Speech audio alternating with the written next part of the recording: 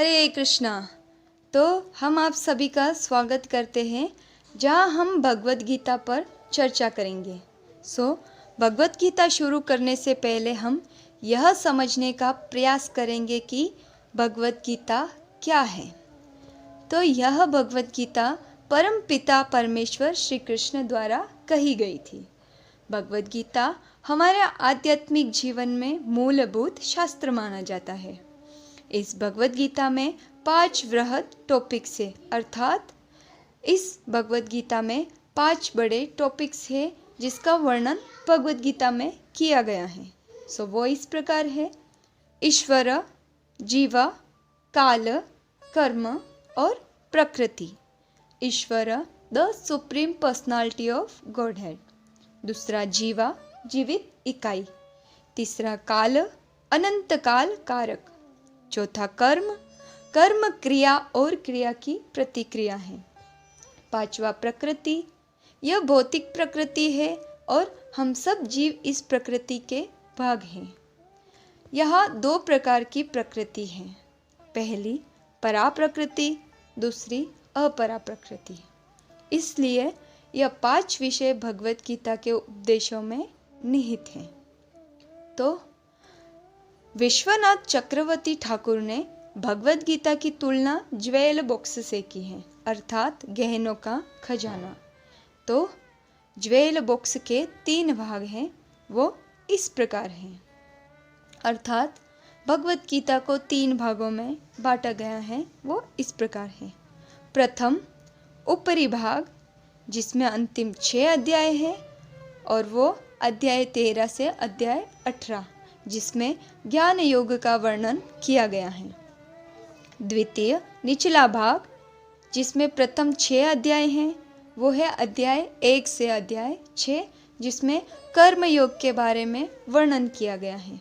तृतीय मध्यम भाग, जो असली खजाने के नाम से जाना जाता है, उसमें 6 भाग अध्याय हैं, वो है अध्याय 7 से अध्याय 12, जिसमें भक्ति योग के बारे में वर्णन किया गया है, अर्थात भगवान श्री कृष्ण की शुद्ध भक्ति।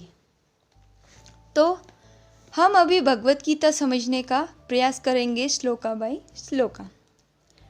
तो यहाँ पहले श्लोक में प्रभुपाद वर्णन करते हैं कि शुरू से ही धृतराष्ट्र ने कभी भी पांडुपुत्र को अपना पुत्र नहीं माना था, अर्थात कभी भी धृतराष्ट्र ने पांडुपुत्र को अपने पुत्र के समान नहीं समझा था।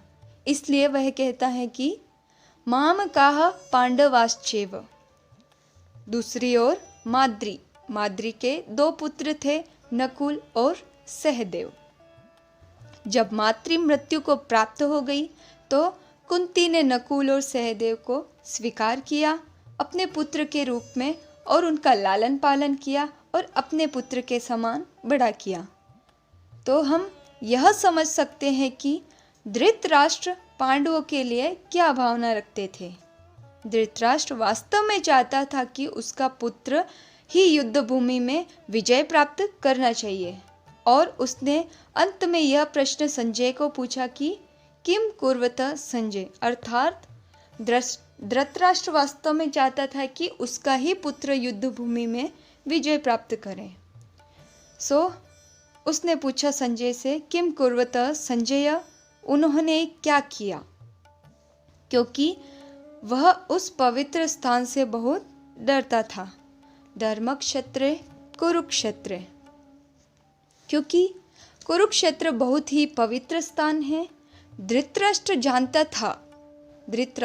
जानता था कि पांडु के पुत्र शुरू से ही बहुत पवित्र थे, इसलिए उसके पुत्र नहीं, इसलिए धृतराष्ट्र को अपने पुत्र की विजय का डर था, अर्थात कुरुक्षेत्र एक बहुत ही पवित्र स्थान है।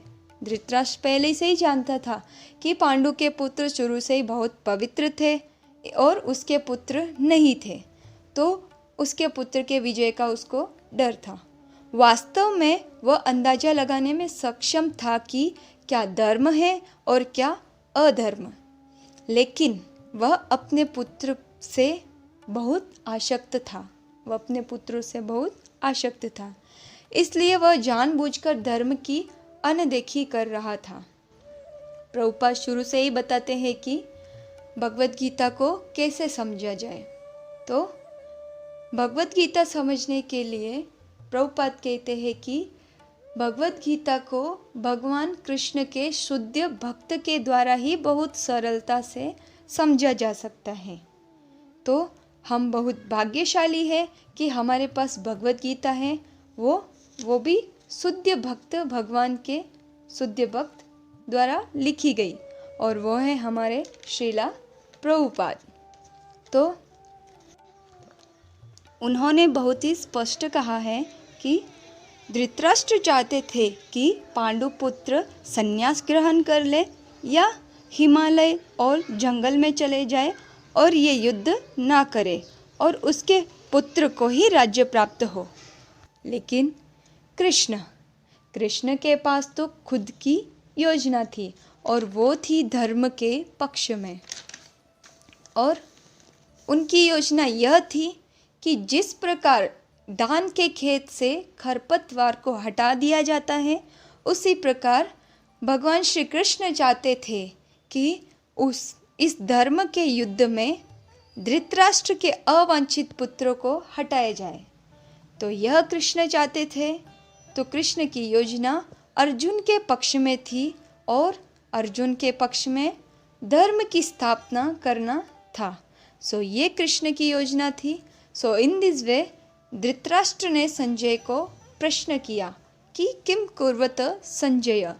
तो इसका उत्तर हम अगले श्लोक में जानेंगे कि क्या संजय ने इसका उत्तर दिया। सो धन्यवाद। हरे कृष्णा।